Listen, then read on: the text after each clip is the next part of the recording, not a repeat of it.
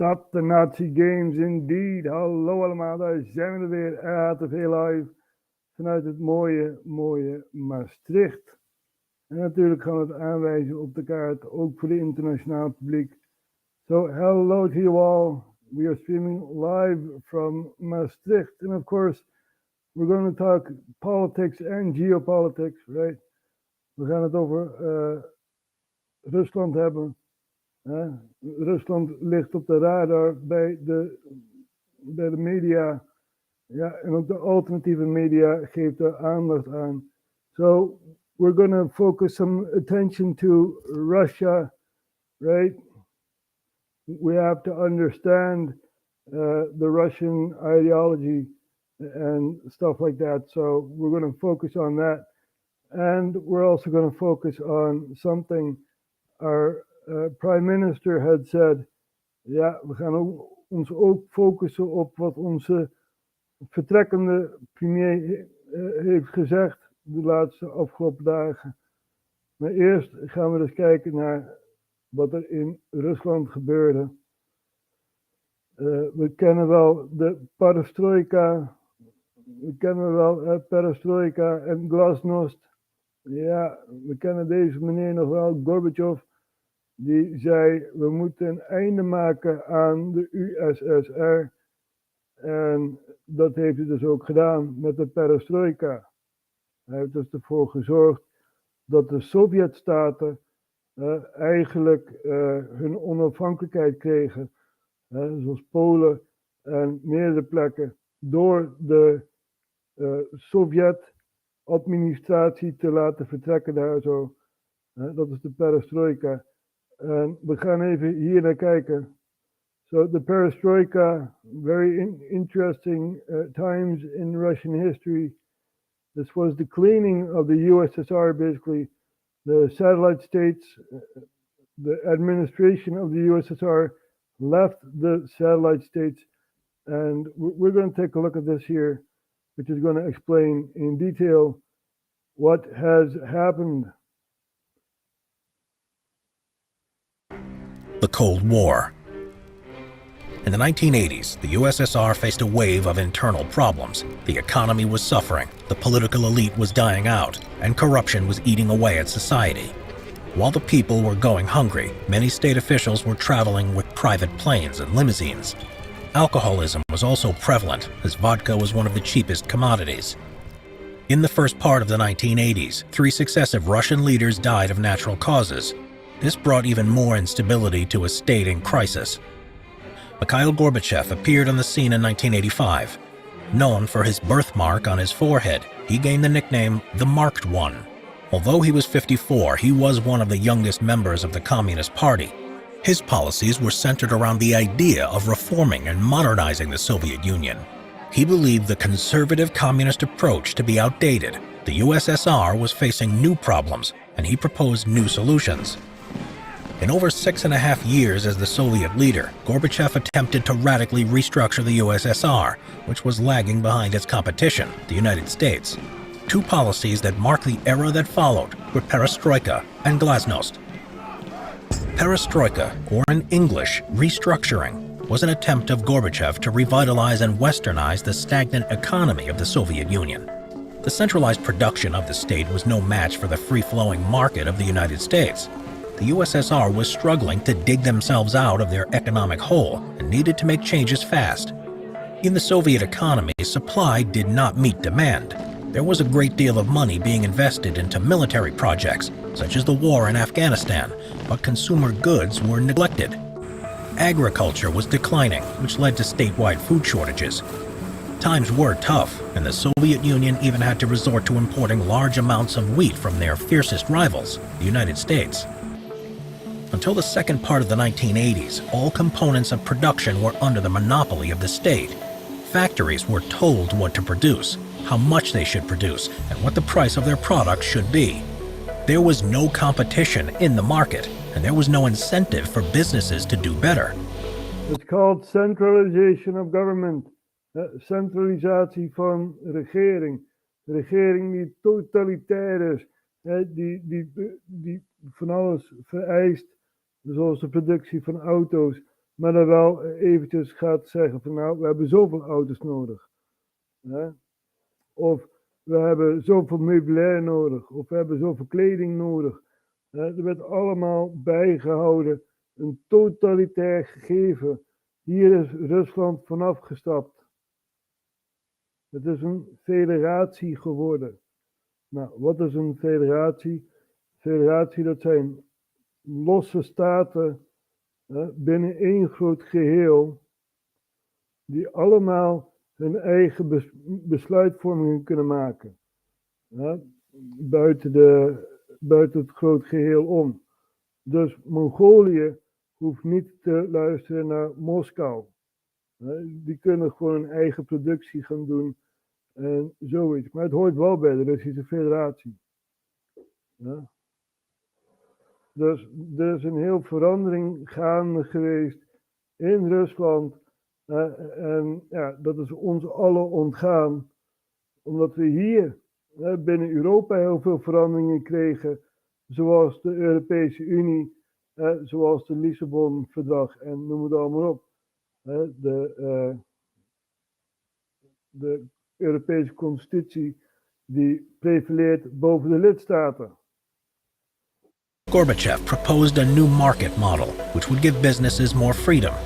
His hope was that a freer market would restore balance slowly and organically. Many of the older members of the Communist Party frowned upon Gorbachev's ambitious plans. They believed that the reforms would mean admitting defeat against the United States in the Cold War and would undermine the basis of the political system that made them great in the first place. So I was saying in Dutch, the Soviet Union was centralized government, right? They told the manufacturers how many cars needed to be produced, how many clothing needed to be made, how many this, how many that. It's totalitarian. It's a totalitarian concept. And the Russians don't have that concept anymore. It's a federation. You know, there are states under the whole, you know, the Russian Federation, and they are autonomous from Moscow. Moscow does not decide for them what they do in their country, right? It's decentralized power. This is what's in Russia right now, and we are not aware of it because we're focused on what's happening in Europe or what's happening in America or Canada, you know. The new economic policies implemented by Gorbachev meant that businesses would have more autonomy. Their budget was still decided by the Communist Party, except now they could decide on how to use the money. Workers could elect their own managers. The hope was that this would be an incentive for managers to generate more profit. However, this was often not the case. Nevertheless, the perestroika reforms introduced a level of entrepreneurship and competition in the Soviet market. Small businesses were allowed to open, such as shops or car mechanics, which were independent from the state and relied solely on their own profit. The economy of the USSR, which was previously characterized by centralization and rigorous control, had now made steps towards a capitalist economy. Glasnost, or in English, openness, was the second main reform implemented by Gorbachev.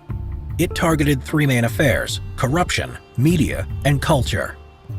Corruption was common in the Communist Party. One of the most notable instances of corruption involved Yuri Trebanov, a former Russian leader's son-in-law who got friendly with the Central Asian cotton mafia. Before being caught and sentenced to 12 years hard labor, thanks to his high rank of general, he protected the mafia and helped rob the USSR of the equivalent of $6.5 billion. This is because of centralized power. You see, when the power of the state is too big, they lose oversight. When people become corrupt, you see, and this is what also happened in the USSR during that period, you know, and yeah, this is also what's happening within the EU. The leaders of the states within the EU are growing more and more corrupt. We will see some images of Rutte talking about Russia being the threat. With the Glasnost reforms, Gorbachev aimed to increase transparency within the government in order to prevent further financial misconducts. Policies were also introduced to reduce censorship. Censorship was an integral part of state control in the USSR. Newspapers could not print a word without the interference of the state. The media was a tool of Soviet propaganda, and Big Brother was watching over every word. Gorbachev softened censorship and therefore increased the freedom of the press. This was a giant step towards a free media and the free flow of information. People could now speak out against the regime without fear of being sent to gulags. Writers and thinkers who were previously exiled could now live and publish in their homeland. Thanks to the Glasnost policies, which allowed for the freedom of expression, Russian culture began to bloom. Solzhenitsyn was a famous Russian writer who spent 8 years in a Stalinist labor camp for criticizing the dictator in a private letter. Later, he lived in exile in Germany, as he was an outspoken critic of the Soviet Union. Because of Glasnost, extracts of his book The Gulag Archipelago could appear in the Soviet literary magazine Novy Mir in 1989. With his citizenship restored in 1990, he returned to Russia in 1994. Perestroika and Glasnost were radical steps made by Gorbachev to lead the USSR out of a crisis. His ideas improved the USSR's relationship with the West, and most importantly, with the United States. The changes he made marked the beginning of an end, the end of the Soviet Union. The restructuring implemented by him did not lead to the success he envisioned. He was applauded in the West for the democratization of the Soviet Union, for which he was given a Nobel Peace Prize in 1990. However, he slowly lost popularity within the state, which led to his resignation in 1991. By the end of that same year, the Soviet Union had completely broken up into independent nations. He was blamed for the falling apart of the great USSR. Upon seeing the freedoms granted by Perestroika and Glasnost, the satellite states were also craving change. The crisis in the USSR was just as present in the Eastern Bloc, and the people of Eastern Europe were hoping the policies would be introduced in their homelands as well. Gorbachev abandoned the Brezhnev Doctrine, which legitimized Soviet Russia's use of force in the satellite states if they defied communism. The Red Army would no longer suppress uprisings as they did in Hungary in 1956 and in Czechoslovakia in 1968. This brought great changes in the Eastern Bloc. In 1989, the Berlin Wall came down, and the communist rulers all over Eastern Europe began to fall. Although he couldn't lead the Union out of its economic crisis, Gorbachev's reforms marked the beginning of an entirely new Russian Republic. The changes culminated into a strange sight in Moscow as the babushkas and the dedushkas were lining up in front of the first ever McDonald's in the Soviet Union for their first ever taste of the Big Mac.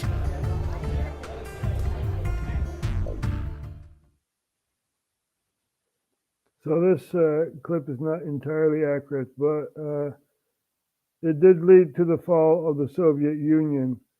And if we look at the map, right, we'll see that the Soviet Union extended all the way to Berlin.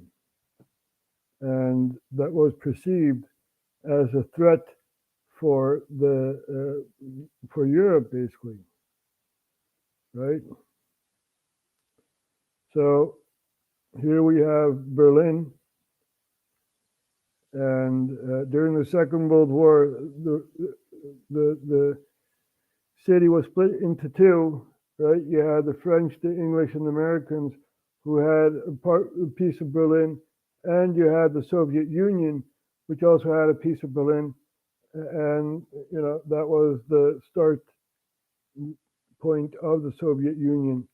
And Czechoslovakia, which was one country, right? The Soviet Czech states, and Hungary, Romania. So all that was under the Soviet Union, right? Latvia, Estonia, Lithuania, and the Soviet Union fell apart after the Perestroika and after Glasnost, right? And basically the Berlin Wall fell, and all the satellite states became independent, such as Poland, Ukraine, Belarus, Lithuania. Even though Belarus is not really independent, they have Lukashenko, which is running for a seventh term, right? This is seen as the last dictator in Europe. He's been in power for more than 30 years, and he's running again. So anyway, the Soviet Union fell apart, and now you have a war in Ukraine, the east of Ukraine, right? Russia is having a large piece of Ukraine, and our prime minister, who is on the way to NATO, right? He's going to, defend the Netherlands, so-called. Ja, we gaan even naar Mark Rutte kijken. Forum Inside heeft het erover gehad. Thierry Baudet. So here we have Thierry Baudet from Forum for Democracy, Forum for Democracy. They were also in the US supporting Bobby Kennedy, or Robert Kennedy Jr., right? And they also met some delegates from Trump and stuff like that. Very interesting party. But they have a clip of of someone commenting on what Rutte said during a press briefing about NATO and stuff. Dus laten we even kijken. Ewout Kieviet, die had het volgende nieuws over de benoeming van Rutte. Gever Ewout Kieviet. Ewout, hoe ziet Rutte dat voor zich? Mocht hij het worden? Nou, tot nu toe zegt hij zelf steeds, als hij er al iets over zegt, dat hij ook na die benoeming best nog even kan blijven zitten in het torentje, premier kan blijven. Want het lijkt nu wel heel hard te gaan met die benoeming. Dus misschien gaat het al komende maand gebeuren, of in april. Dat is het meest voor de hand liggend. Want op 4 april dan bestaat de NAVO 75 jaar en komen de ministers van Buitenlandse Zaken van al die lidstaten bij elkaar. De verwachting is dat Rutte dan benoemd gaat worden, maar de huidige NAVO-chef Stoltenberg die stopt pas in oktober. Dus Rutte hoeft niet meteen aan de slag met die nieuwe baan. Dus zijn redenering is, dan kan ik tot oktober in het torentje blijven zitten. En ja, dan mogen we er toch wel van uitgaan dat er een nieuw kabinet is. So the next in line for NATO, Stoltenberg is going to go. He was supposed to leave last year, but no one wants to fill that position. So now you have a leaving prime minister of the Netherlands, and now the position is open in October, even though we are still forming a new cabinet, right? And the last cabinet was like 9 months for formation, and these are very interesting times. But we're going to take a look at what Rutte has to say about Russia. Maar krijgt hij dan niet met tegenstelde belangen te maken? Ja, dat kan zeker. Want hij moet het Nederlandse belang dienen als demissionair premier. Maar tegelijkertijd is hij dan ook al benoemd als NAVO-chef. En zal hij dus geen besluiten nemen die positie schaden. Maar eigenlijk hoor je die kritiek ook al de afgelopen maanden. Sinds Rutte bezig is met deze baan. Ja, veel mensen denken dat hij daar te veel mee bezig is. En dat nu al zijn functioneren als premier schaadt. Of in ieder geval... So, you'll have 2 jobs, right?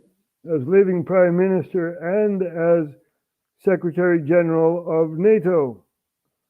It's like amazing, man. These people get away with anything. Beïnvloed. Bijvoorbeeld als het gaat om die militaire steun die Nederland gaf bij de aanvallen op Houthi-rebellen.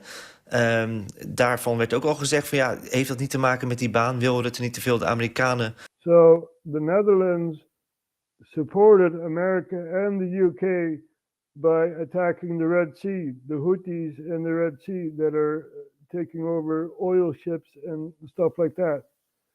And basically, Parliament is supposed to act upon this, right? But this was outside of Parliament. You could say an executive order by Prime Minister Mark Rutte, even though he's demissionary and he does not have the power to do so. but who's going to fire him, right? Dus wij als Nederland hebben Amerika en de Verenigde Koninkrijk hebben dus gesteund om een aanval te doen op de Rode Zee tegen de Houthis. En dat was eigenlijk buiten het parlement gebeurd. Executive order. Rutte heeft dat gewoon gepleit. Nu moeten we aanvallen. En dat heeft dus geleid hiertoe. Dat je dus buitenparlementair een besluitvorming hebt.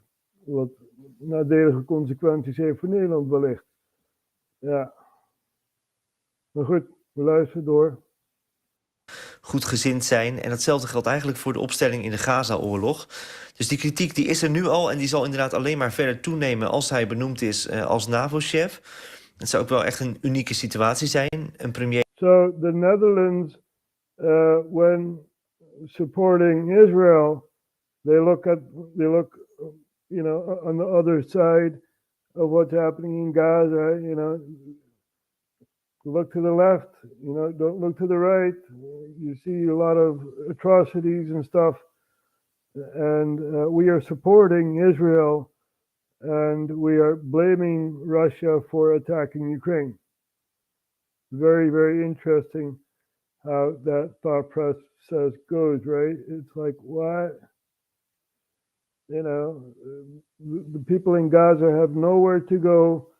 Yet the Netherlands is supporting Israel by cleaning up Gaza. And,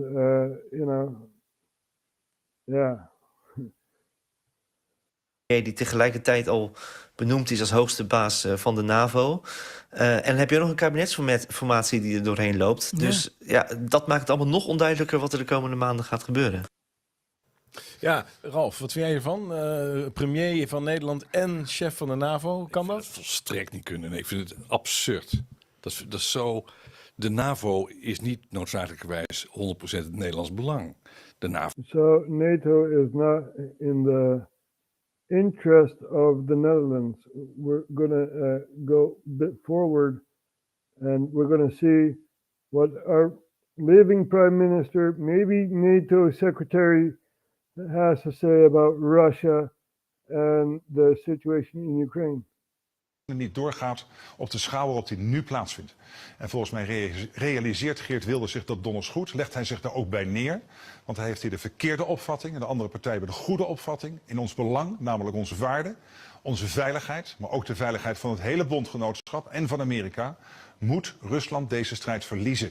En kunnen wij hier niet toegeven aan Geert Wilders. Goed, dus u zegt het Nederlandse kabinet in welke vorm dan ook zal dat... So, the living prime minister is saying the new cabinet, Wilders, which is highly disputable, because no one wants to work with Wilders,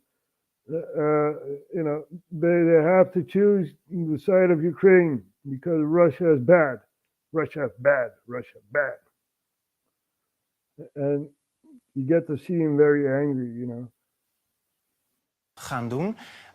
Laten we dan even naar de andere kant van de plas kijken. Want in het geval Trump is dat natuurlijk een heel andere als hij herverkozen zou worden. Het is maar goed, hoor je dan, dat u zo goed met Trump kan opschieten. Kijk, wat ik ook hier vanavond heb gezegd... So, the news guy is saying, maybe it's going to be another president like Trump. And it's the question if you can work along with Trump. And now you see him get angry, right? It's like, you said the name. You said the name Trump. Oh. Bij een diner en morgen zal herhalen in een panel is dat ik eigenlijk de mensen oproep, laten we stoppen over Trump te mopperen en te zeuren. Of je wordt Amerikaans staatsburger, dan kun je daar stemmen. Of je bent dat niet en dan hebben we gewoon te maken dadelijk met de uitkomst van Amerikaanse voorspellingen. Van verkiezingen. Ik weet niet wat die uitkomst zal zijn. We zullen dat afwachten. En het laatste wat we moeten doen is omdat misschien... So he's basically saying, I don't know what the result will be. We will have to wait on that. And we must not complain about Trump. It's really amazing. hij terugkomt, dan maar onze defensieuitgaven verder vergroten. Alsof we daar Trump voor nodig hebben. We zijn dat aan het doen. Duitsland is dat aan het doen. Denemarken is dat aan het doen. Heel veel andere landen zijn dat aan het doen. Waarom? Omdat onze veiligheid in het spel is. Dus stop met zeuren over Trump en verhoog je defensieuitgaven. Produceer meer munitie. Lever. So he's basically saying, stop complaining about Trump, right?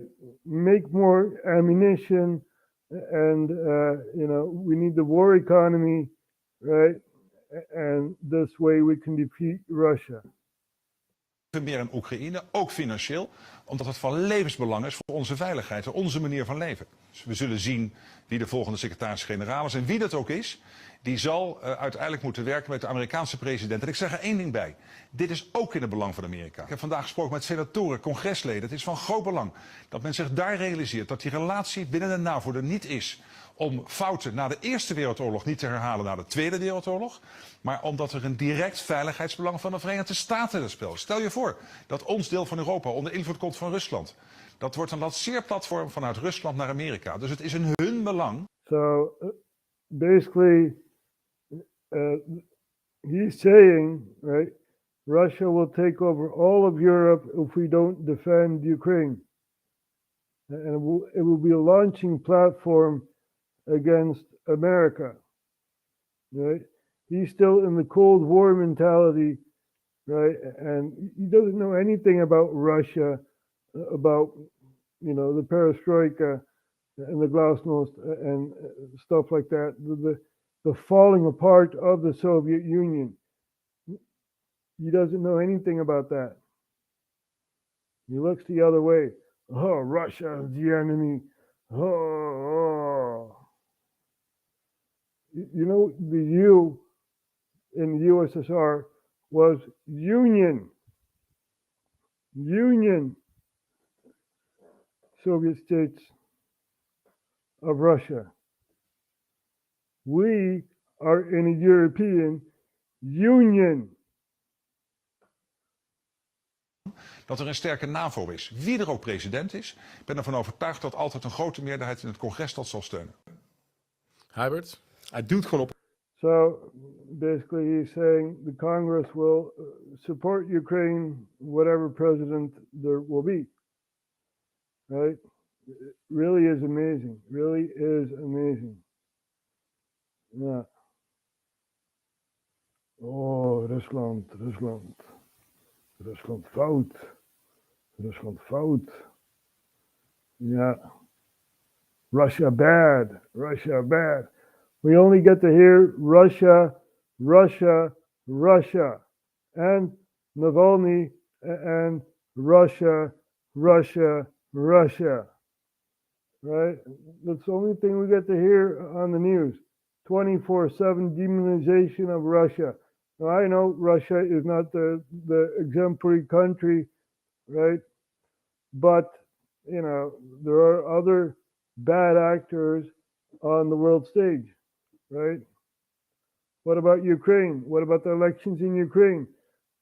Last year in October, there were supposed to be elections in Ukraine, and they were postponed because of the war in the east of Ukraine, right? So you call that democracy? I don't. There's also another bad actor called Sudan, right? There's a civil war in Sudan. We have the army against the RSF, Rapid Special Forces, right? A paramilitary group that's fighting the army basically. And we have all other countries supporting one of both sides, right? We even have Russia, Wagner, and Ukraine fighting Wagner in Sudan, right? We also cover that. So there are lots of bad actors in this world. And let's take a look at Al Jazeera. Let's see what they have to say.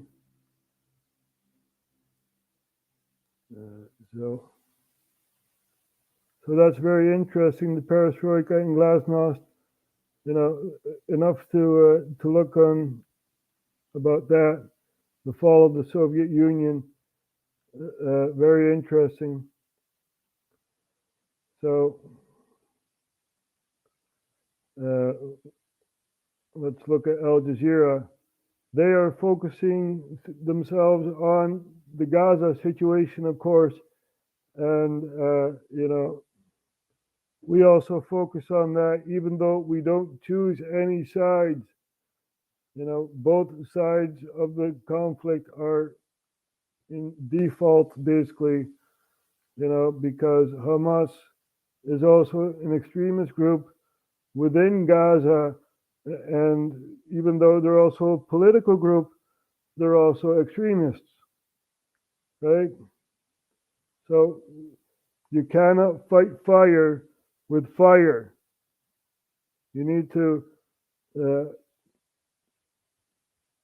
get the fire out and create a dialogue, right? The Levant is basically a breeding ground for hatred. This needs to stop. This needs to stop. The Palestinians are people, right? The Israelis are people, and we all have to share this land. This has to stop. So let's take a look at Gaza, what's happening over there.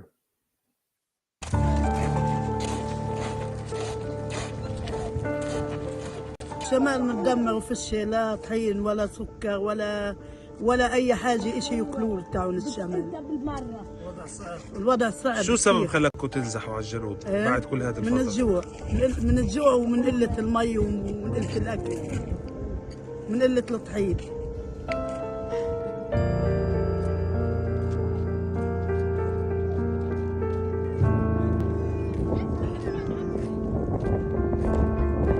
كانت ماشي لانه كان في طحين، كنا نمشي لو ملح لو دقه، الحين فيش طحين. اعتمدنا على الرز، إلنا شهر ونص رز، خلص الرز. The UN says 2.3 million people in Gaza are on the brink of famine. They got nothing. They got no electricity. They got no food. They got no shelter, and they have to move. Right? They still have to move from place to place. It's a disgrace. These are people too. They also have a right to live. As you do and as I do.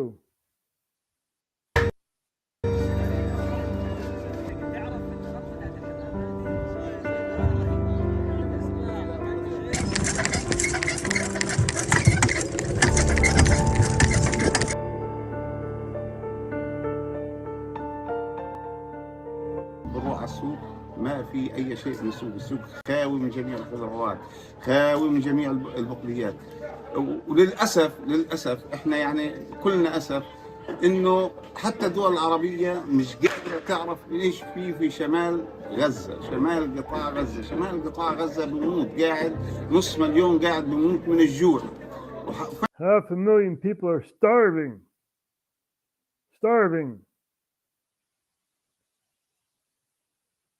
In the 21st century, when I was growing up, right, I was thinking of the future as in the Jetsons, kind of like that future. You have this machine, and you type in burger, or you say it, and then a burger, arrives out of nothing. That kind of thinking, I thought we would go beyond looking at skin color or where you're from. You're a human being. This guy is a human being. He's been around, he's seen places, right? And he's staying at his home. Very sad to see what's happening in Gaza, and we will shine a light on it. فعلا ال10 ايام اللي جايات حتكون في عدد اموات، يعدوا اموات جوع، مش اموات شهداء، لا قصف ولا قتل من اليهود. 1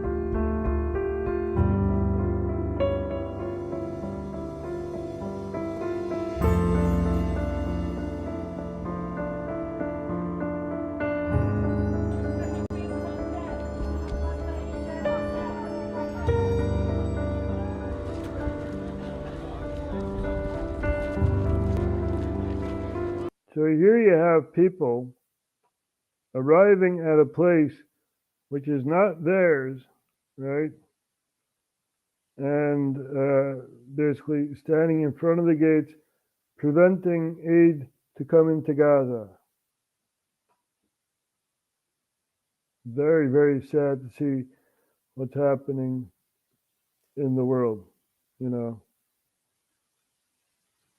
These people live on hate, and they see the other people on the other side of the fence as animals that needs to be exterminated.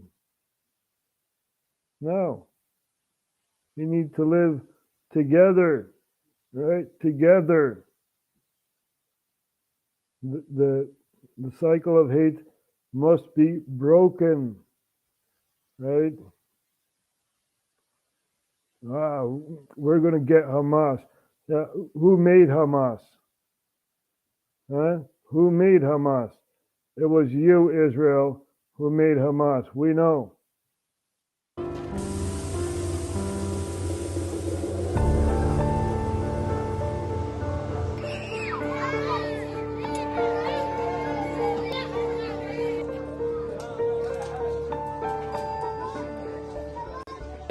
كل هالملايين هذه عشان ياخذوا طحين. غزة فيش فيها أكل، احنا بنطالب العالم الحر يشوفوا لنا حل. جوعنا. We are asking the free world to find a solution.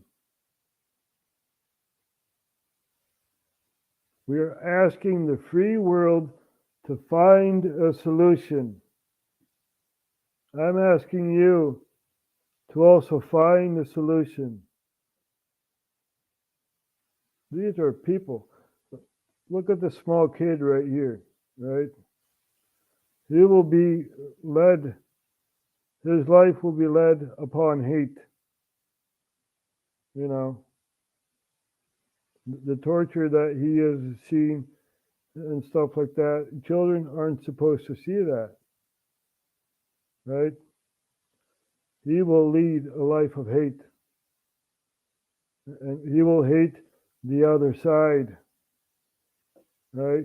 And the other side will hate him because he hates the other side for what the other side did to him when he was growing up. جوعنا يا عم ما ضلش، متنا من الجوع.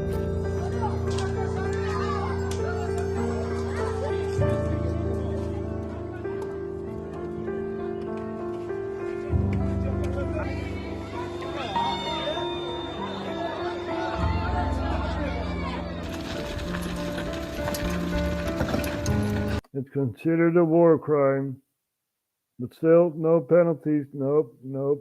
No, Israel is not doing anything wrong, right?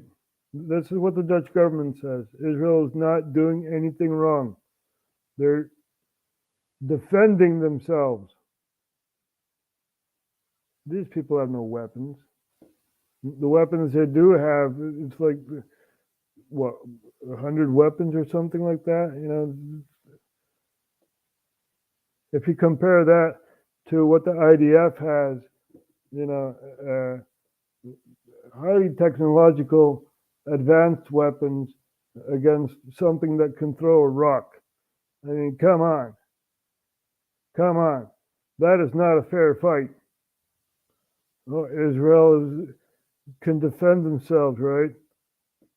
What about the Palestinians? Aren't they allowed to defend themselves? No, because they're not a state. Yeah, that's because the Palestinians want the Israelis gone, and the Israelis want the Palestinians gone. No, you have to work together, cooperate together, right? This is only feeding the hatred.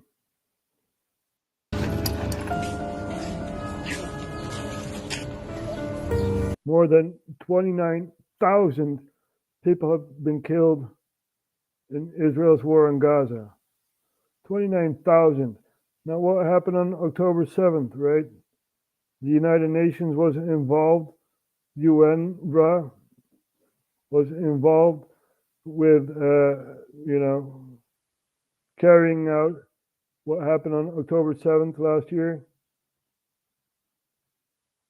Yeah, the UN was involved, and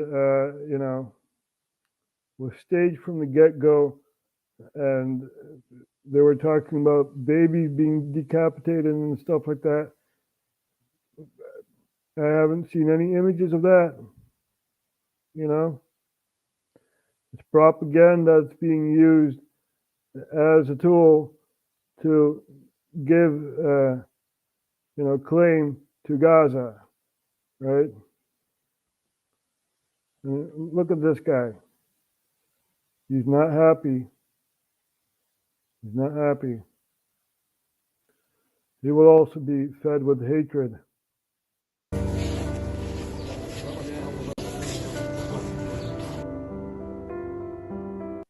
Haat voedt haat, mensen.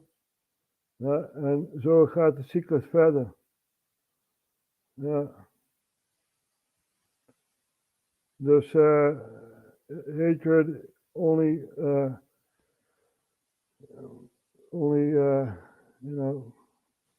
creates more hatred.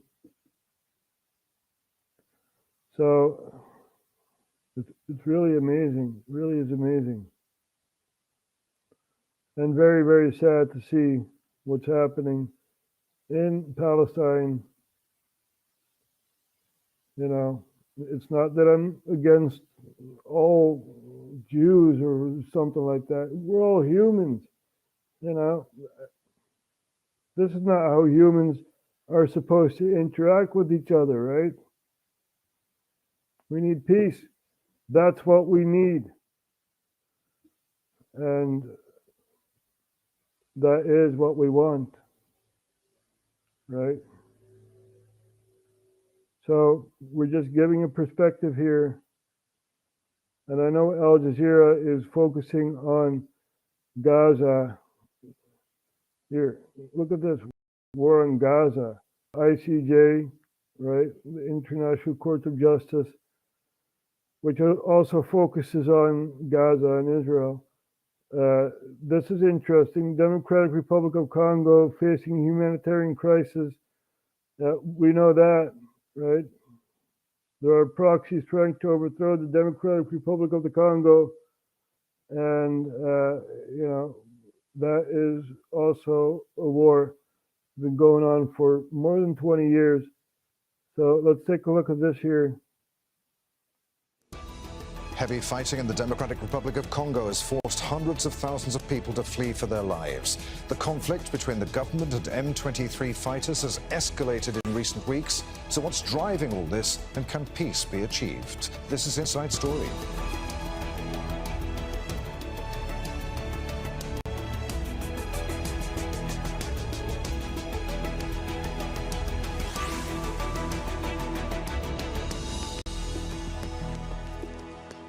Hello, welcome to the program. I'm Adrian Finnegan. A humanitarian crisis is developing in the Democratic Republic of Congo. An escalation in fighting between government forces and the M23 armed group in the northeast of the country is fueling regional tension. It's led to hundreds of thousands of people arriving in the regional capital Goma in search of food, water and shelter. The situation is expected to worsen when UN peacekeepers withdraw from the country at the end of the year, leaving many vulnerable and at risk of starvation and violence. So what's driving this conflict, and can a lasting peace be achieved in the Democratic Republic of Congo? Al Jazeera's Catherine Soy sent us this report from a camp for displaced people in Goma. We are at a camp for displaced people here in Goma. There are several camps scattered across the city. We have been talking people who have been fleeing this conflict between government forces and M23. We have also been talking to aid workers who are saying that they are overwhelmed about the needs, which are so many. 1.6 million people have so far been displaced since this conflict started about 2.5 years ago. Now, the battle now between the rebels and government forces is in a town called Sake. This town is very significant because it's a gateway into Goma. It's about 25 kilometers away from Goma, and government forces are trying to push the rebels away from that area, and that is crucial for them. There's been a lot of international pressure on all sides to de-escalate things and go back to mediation. It's going to be very interesting to see how that plays out, because past efforts by regional leaders have failed. And what this means is that people in camps like this are going to continue suffering with no end in sight. Catherine Soy for Inside Story, Goma. So we have that going on, right? And, it's really, really sad to see what's happening over there in the Democratic Republic of the Congo, the DRC, And, it's a very long-lasting conflict. And there are rebel forces in the capital city of Kinshasa, and the political sphere is basically broken, right? And Kinshasa is a very big city, and not all parts are taken, but rebels are also over there. They're everywhere, and that's also a very long-lasting conflict that has that has a history with 3 neighboring countries, Uganda, Rwanda, and Burundi. But that's a very long and complex issue. The gist of it is that there was a genocide in Rwanda and also in Burundi, and these countries, they came together to make proxies, right? And they also used Uganda as an ally to overthrow the government in Kinshasa, which was basically Zaire, an English colony. So then you had these proxies that took over, that made their own government, the Democratic Republic of the Congo. And history is basically repeating itself, and now there are new proxies trying to overthrow the government in Kinshasa, right? So, and it's a very long-lasting war. So, that's that in the Democratic Republic of the Congo. And, all of Africa is being destabilized. We also have Ethiopia, who want support, right? They want access to the sea, but no country is willing to give them access to the sea. And who knows, maybe they're going on a war path. Who knows? We also have Sudan, right? Which is heavily fought, the army against the paramilitary army. The only real stable countries are Egypt, Algeria, and Morocco, and Mauritania, right? The rest is very, very, hard to say what's going to happen there, right? So if we look at Senegal, for example, right, there were supposed to be elections and they were postponed. And let's see if we can find that.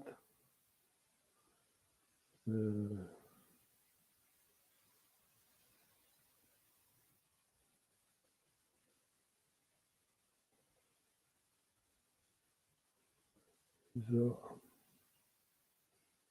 we found some images.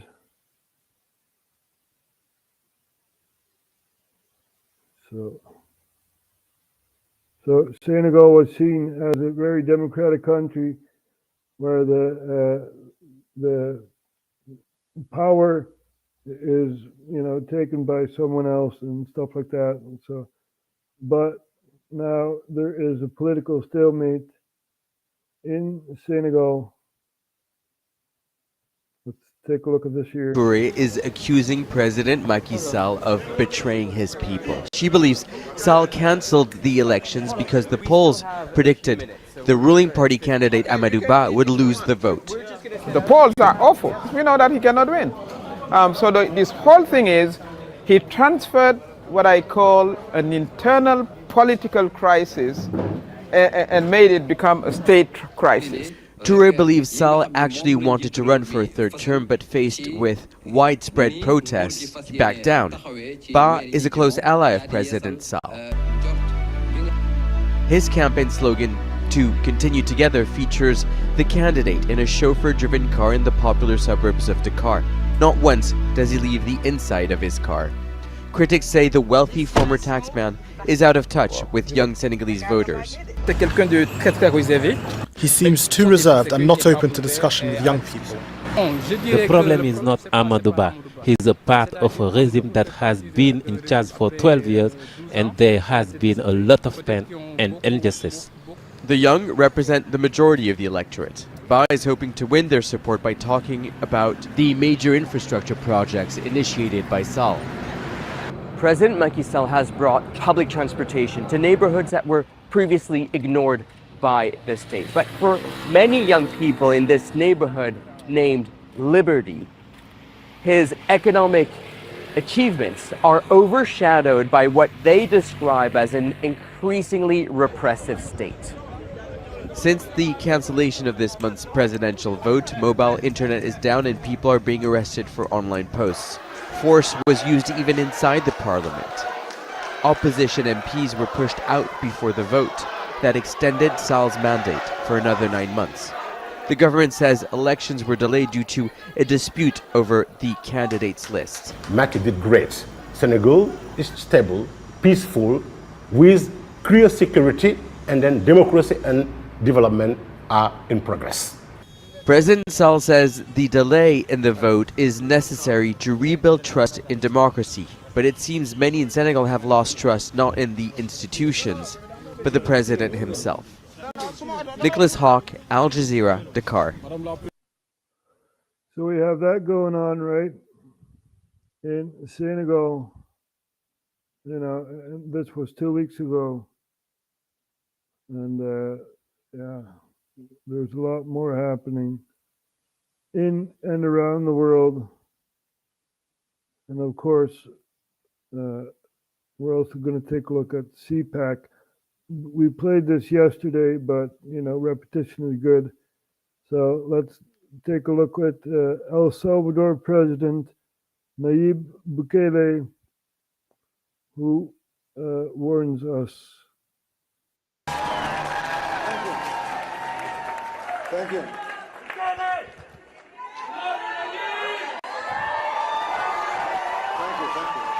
much. Gracias. You're a true leader. Thank you. Gracias, muchas gracias. Thank you, everyone. Thank you, everyone. Thanks. That's all I see. Thank you. That's all I see. Thank you.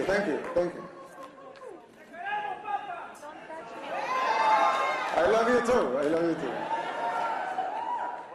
Dear Matt and Mercy, thank you for the kind invitation to have me here at CPAC.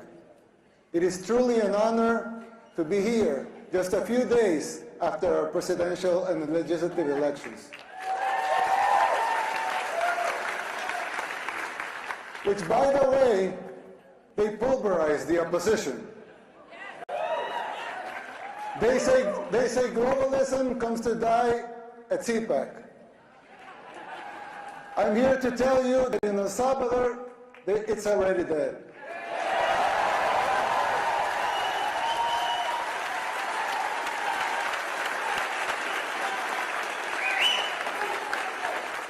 But if you want globalism to die here too, you must be willing to unapologetically fight against everything and everyone that stands for it.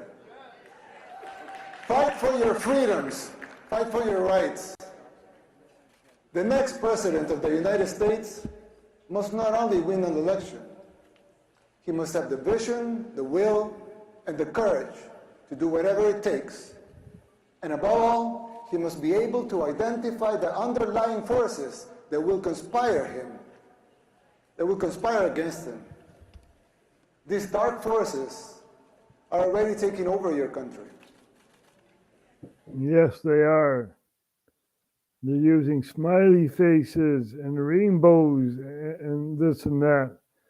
You know, behind it all is one big troll farm. You know, so they're trying to break us spiritually, mentally. You may not see it yet, but it's already happening. You don't see it as clearly because people are designed to see linear changes, not exponential ones. We don't always recognize how fast a problem can multiply and spiral out of control. The problem is much like the metaphor of the boiling frog. Once the water boils, it's already too late. People fail to see these things. It's our nature. Just like the frog, people become complacent and they don't realize how bad things are getting until it's too late. It's getting bad over here too in the Netherlands. You know, and maybe it's already too late. Who knows? But we still have the hope of light, and yeah, we're casting it in very dark times. Well, I know, of course, El Salvador is a lot smaller country. Setting aside the differences, there's a similarity with what is happening here in the United States. We also had many apparently isolated problems in the 60s and the 70s, and we failed to realize as a country the severity of them until it became a civil war. By the time we reacted, it was already too late. We were already boiled like the frog. And it took us 50 years, 2 wars, 250,000 lives, and a third of our population displaced, and a near miracle to get our country back. You did get your country back, though. Every country will rise and fall, right?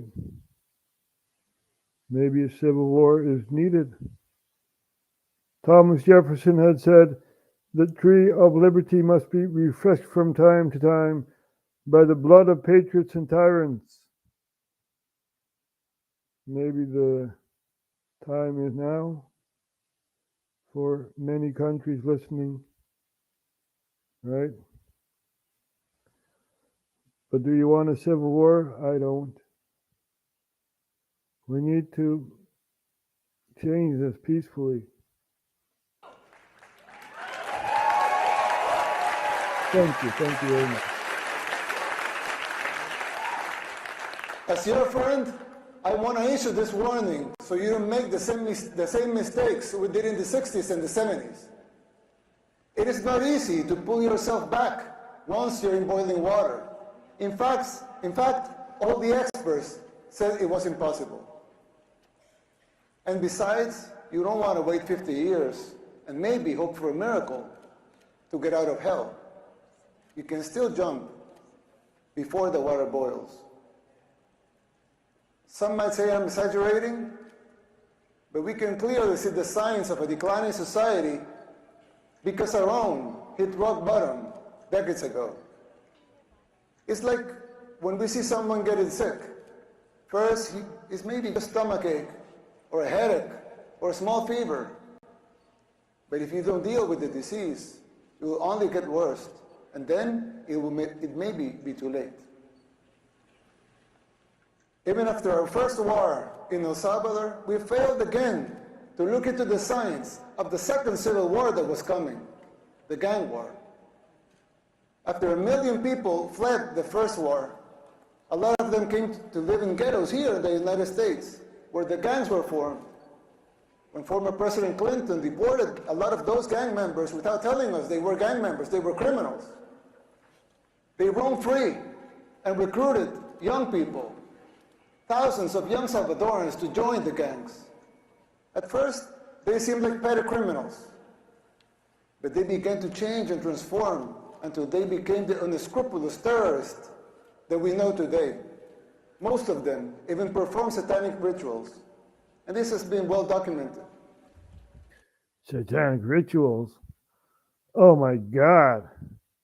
Satanic rituals, really? Really? What about the people in power, right? The Bohemian Grove, you know? Cremation of care. Yeah, we know what's going on, right? But this guy says, who is George Soros to decide in your elections? You know, very powerful speech that he gives. We're not going to play all of it, but there's also another Argentinian president, Milei, who also has a speech.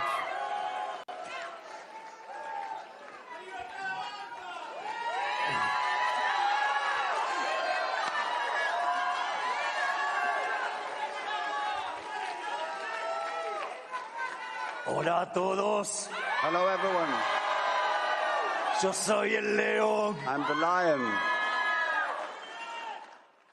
Lindo día para hacer temblar a la izquierda. Day to make the left wing shake. Yo también los amo. I love you too. ¡Viva la libertad, carajo! Long live freedom, damn it. Parece que lo que decían como fenómeno barrial se agrandó un poco el barrio. Like what seemed just like a local phenomenon has grown. It's quite a large neighborhood now. Bueno, en primer lugar, muchísimas gracias por esta invitación. Thank you very much for this invitation. Y en cuanto a la conferencia del día de hoy, and as for today's talk, dado el impacto de la conferencia en Davos, in view of the impact of my speech in Davos, yeah, we loved your speech. You know, we loved it. We even played it on RHTVLive. So, you know, this guy can kick butt.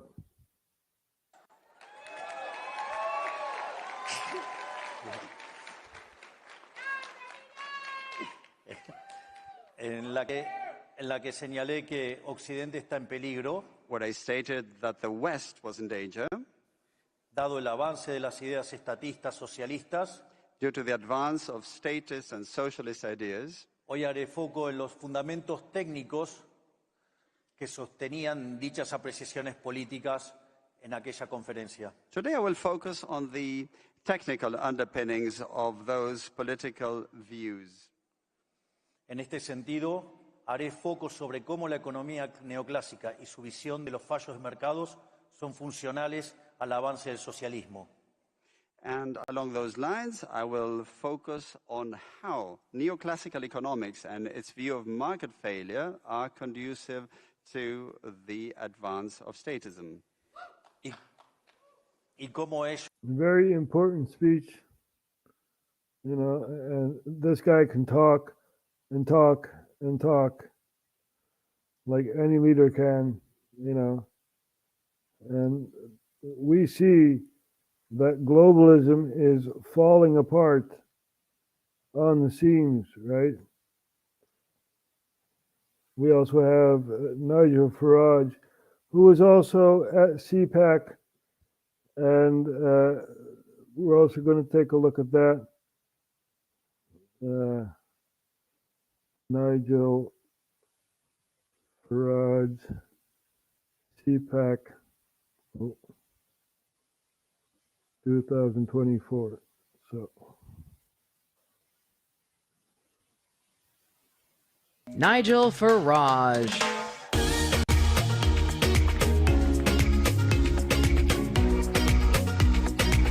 Thank you. Thank you. Thank you. Hello, CPAC! Wow, what a pleasure it is to be here. Thank you for that very, very warm welcome. It feels to me like the Atlantic just got a little bit narrower. And that's because I always feel at home when I come here. Now, since my last visit to CPAC, I've been engaged in a new fight, a new battle, and it's one that we all need to be aware of. We know that the woke corporate culture is keen on cancelling people, and this includes our banking system. And so in June of last year, I got a letter from my bank, and despite the fact I'd been with them for 43 years, I got a letter from the bank saying, we are closing your accounts. And I thought, well, I'm not very happy about this, but it won't be a problem because I'll just go and get another bank account. Only to be refused a bank account by 10 other banks. I'm beginning to think, well, maybe these people are doing their best to close me down, to force me out of the country. And I managed to get a copy of the internal documents as to why they'd made this decision. They said that I did not align with their values because I dared to question net zero. I dared to think leaving the European Union was a good thing. I dared to question globalism. This is also what happened during the Soviet times in Europe. At the Soviet states, you were not allowed to question the centralized government.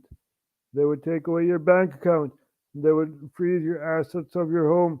They would do anything against political dissidents.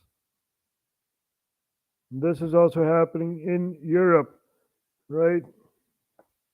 History is repeating itself.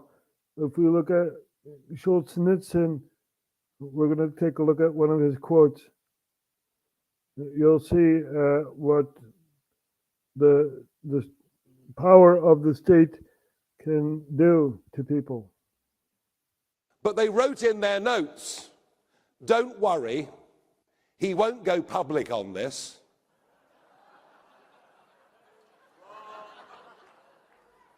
Because he'll be too embarrassed to do so. Well, I tell you what, folks, they picked on the wrong bloke, didn't they?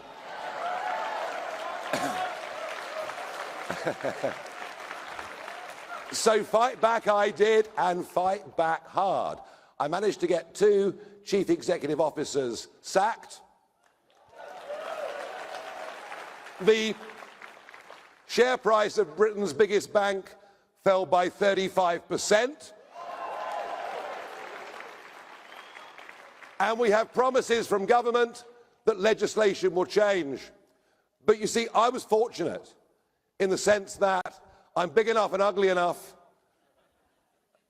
and I've got a voice, and I was able to defend myself. But there are so many others out there who don't have that voice, but who find themselves being discriminated against by a system, a corporate system that is now in bed with globalist left-wing politics. And I was fighting this not just for me, I was fighting this for hundreds of thousands of other Britons who've been closed down by the banks. It's not only happening in Britain, it's also happening in the Netherlands. We have a group called Virus Waarheid. They were attacking the government basically because they were questioning the virus and stuff like that, and they took away their money. They froze their assets. This is also happening in the Netherlands, right? It's happening worldwide. We also saw it in Canada. You know, the power of the government is totalitarian. Let's see what Barry says. It might be happening with me. Who knows? He says, I can't spend my money for 2 months now. Who knows? You know, the government, when you're a political dissident or when you talk politics, you know, you're not allowed to talk politics. You're a pleb. You know, it's not allowed. It's not allowed to speak out in your country. You know, what do you know of politics? You're just a pleb, and this is how they think. You know. So they're attacking you, they're attacking me, they're attacking anyone who dares to speak out, right? But I don't care anymore. Let's take a look at a quote from Alexander Solzhenitsyn, very important quote. What would things been like in Russia if during periods of mass arrests, people had simply not sat there paling with terror at every bang on the downstairs door and at every step of the staircase, but understood they had nothing left to lose and had boldly set up in the downstairs hall an ambush of half a dozen people. You know, people were picked up from their homes back then, you know, and they were brought to concentration camps, work camps, and stuff like that. So, you know, history repeats itself. You can resolve to live your life with integrity, but let your credo be this: let the light come into the world, let it even triumph, but not through me, right? Not through me. We are fighting the lie. You know, we are setting the frame of reality, giving an objective view of what's happening in and around our world. We want peace. That is what we want, right? You can take away my money, you can take away anything, but you will not take away my respect, right? You will not take away my spirit of resistance. And we got another video before we close off. This is a very touching and important video. So let's take a look at this here. To you, the unvaccinated. Even if I were pollinated and fully vaccinated, I would admire the unvaccinated for withstanding the greatest pressure I've ever seen. From partners, parents, children, friends, colleagues, and even doctors. People who are capable of such personality, courage, and critical ability are undoubtedly the best part of humanity. They are everywhere, in all ages, levels of education, states, and ideas. They are of a special kind. They are the soldiers that every army of light wants to have in its ranks. They are the parent that every child wants to have, and the children that every parent dreams of having. They are beings above the average of their societies. They are the essence of the people who have, well, built all cultures and conquered horizons. They are there, next to you. They look normal, but they are superheroes. They did what others could not. They were the tree that withstood the hurricane of insults, discrimination, and social exclusion. And they did it because they thought they were alone. And they believed that, well, they were the only ones. Banned from their families' tables at Christmas, they never saw anything so cruel. They lost their jobs, let their careers sink, had no more money, but they didn't care. They suffered immeasurable discrimination, denunciation, betrayal, and humiliation, but they kept on going. Never before in humanity has there been such a casting. Now, we all know who are the best on the planet Earth. Men, women, young, old, rich, poor, of all races or religions, the unvaccinated, the chosen of the invisible ark, the only ones who managed to resist when everything collapsed. That's you. You passed an unimaginable test that many of the toughest Marines, commandos, Green Berets, astronauts, and even geniuses could not withstand. You are made of the stuff of the greatest who ever lived.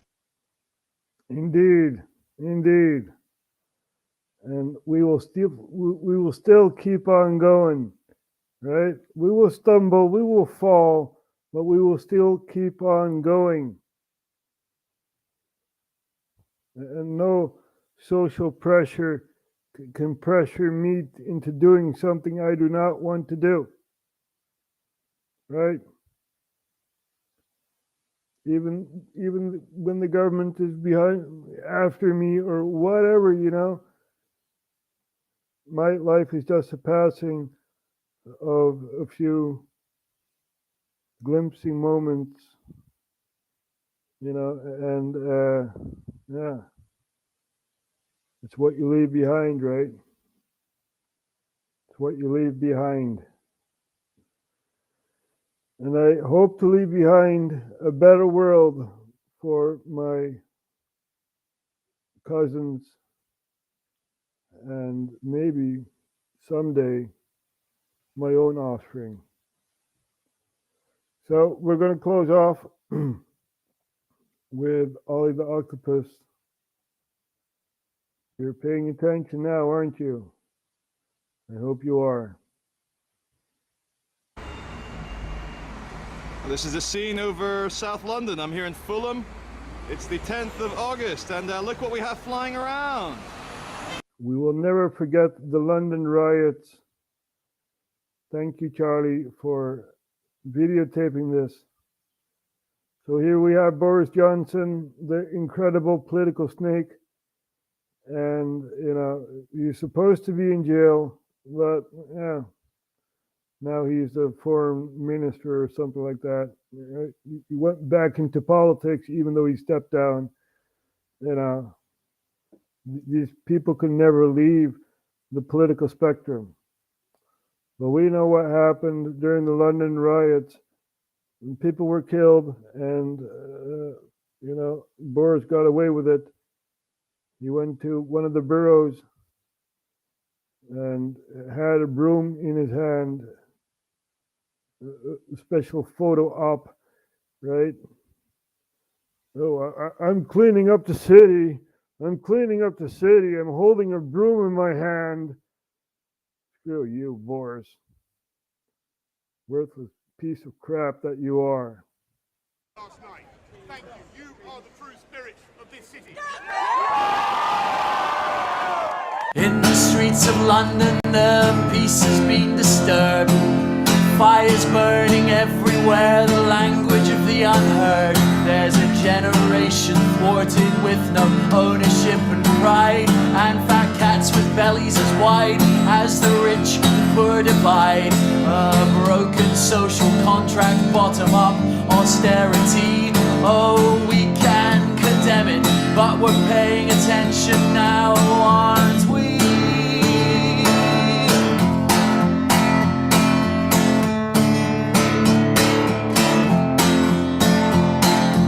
Blame it on the hoodies, blame it on the feral youth.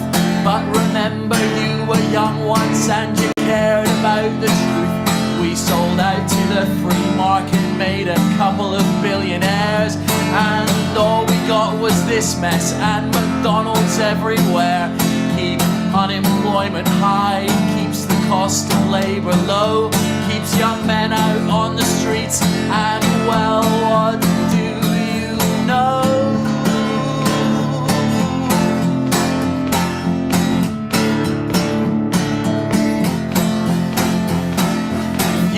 Down to Dixon's, you can take some stuff for free. You can get an Apple Mac and a high-def TV. But if you work in Canary Wharf in a bank too big to fail, there's much better better looting going on, and you don't have to go to jail. Steal from a generation for the pockets of a few, but it can only go so far, and you're paying attention now, aren't you?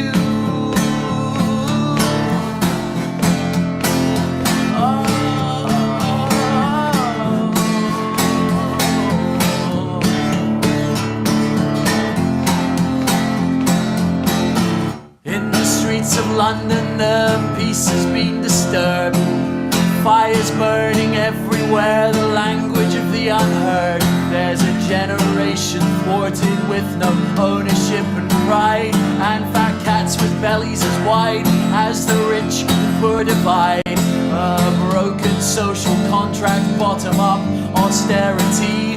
Oh, we can condemn it, but we're paying attention now, aren't we?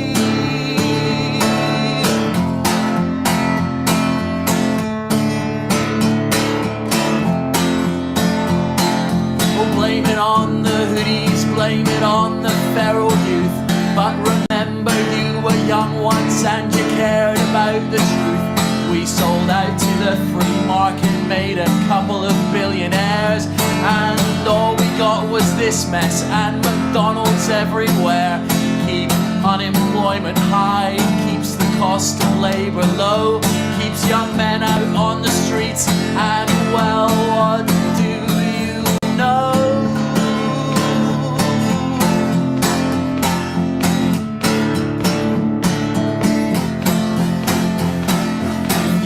Down to Dixon's, you can take some stuff for free. You can get an Apple Mac and a high-def TV. But if you work in Canary Wharf in a bank too big to fail, there's much better looting going on, and you don't have to go to jail. Steal from a generation for the pockets of a few, but it can only go so far, and you're paying attention now, aren't you?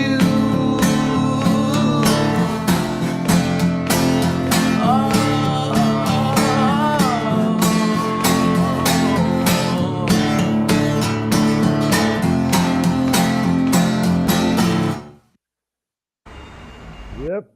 Are we paying attention? Well, I am, and I hope you are too. You know, because this is our planet, right? It's not the planet of the people in power. Nope. It's our planet. We are with more people than the people in power are. Right? We give them power by voting for them. And we know the vote system is rigged. We know. And we are here to trying to fix the system. Not replace it with something else. We're trying to fix it. So I thank you all for watching, and we'll see each other next time.